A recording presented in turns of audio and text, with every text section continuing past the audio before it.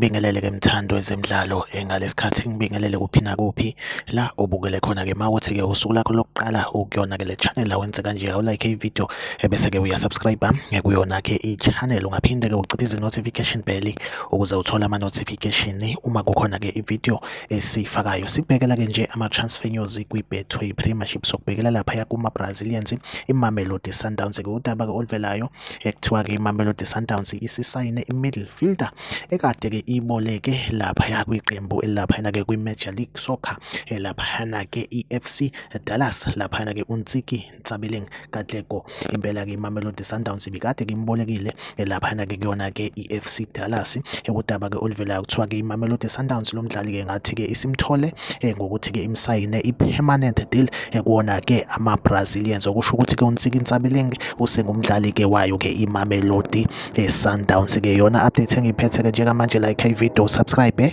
kuyona ke i-channel. Mina nawe ngizohleze ngikhona la engulethela ke ama-transfer news kwi-Betway Premiership. Okwamanje ke ivideo yethu asibambe la nesisale kahle.